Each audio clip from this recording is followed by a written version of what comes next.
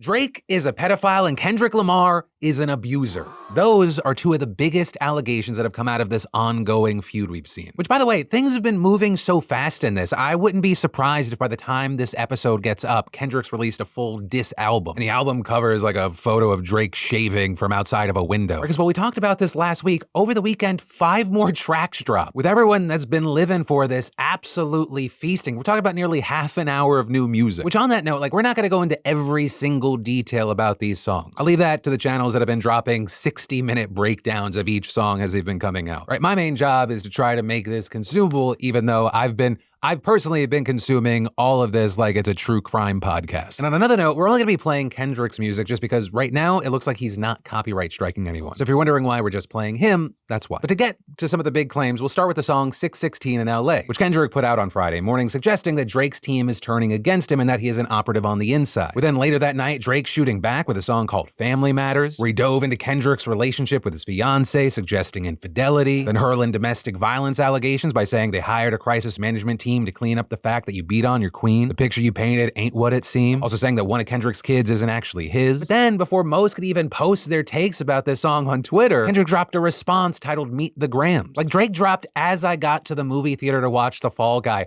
and Kendrick responded before the previews were done. And in Meet the Grams, Kendrick addressed members of Drake's family one by one, right? Starting with his son, with Kendrick apologizing that he has to grow up with Drake as his dad, also claiming Drake as a secret daughter, saying, "Dear baby girl, I'm sorry that your father not active inside your world. She'll be teaching you timetables or watching Frozen with you, or at your 11th birthday singing poems with you." Kendrick also, let's say, strongly suggesting that Drake employs sex offenders at his label and is a predator himself. But then Kendrick on Saturday night going, "I don't even need you to respond," dropping another one. And it felt like with him putting out Not Like Us, that one, he was taking on the criticism that he had not dropped something that you could dance to. Because I gotta say, it was easily the most danceable song in just this whirlwind of releases. But it's also a weird song to dance to because it has lyrics like, "Certified lover boy, certified pedophiles. Say Drake, I hear you like I'm young. Ain't you tired? Trying to strike a chord, and it's probably A minor." As well as Kendrick going to the well again, saying that Drake is a culture vulture, saying he's not a colleague, he's a colonizer. And then all of that bringing us to the latest song, at least as a recording, The Heart Part 6 that Drake put out. Right, and this song prompted just a metric fuck ton of discourse. Right, first, Drake denying that he has a secret daughter, claiming that his team fed Kendrick that false information to see if he would bite. With him also denying being a pedophile, saying this Epstein angle was the shit I expected. With Drake continuing, "If I was fucking young girls, I promise I'd have been arrested. I'm way too famous for this shit you just suggested. Only fucking with Whitney's, not Millie Bobby Brown's. I'd never look twice at no teenager." Right, and all of that elicited a ton of responses. Right, especially because it comes as there's long been claims or rumors about Drake having inappropriate relationships with underage girls. And a lot of people just thinking those lyrics aren't how you shut it down, writing things like, "I'm too famous to be a pedophile is crazy considering Weinstein, Epstein, Cosby, R. Kelly, the list goes on. And if at any point in your life you have to say, I expected you to compare me to Jeffrey Epstein, then you should immediately reflect on the choices you made to get to that juncture." Along with bringing up Millie Bobby Brown on that track when Kendrick never mentioned her as the most telling slip-up. But also, that wasn't even the part of the song that ignited the most controversy. Right? Because in that song, Drake also said, "Mother,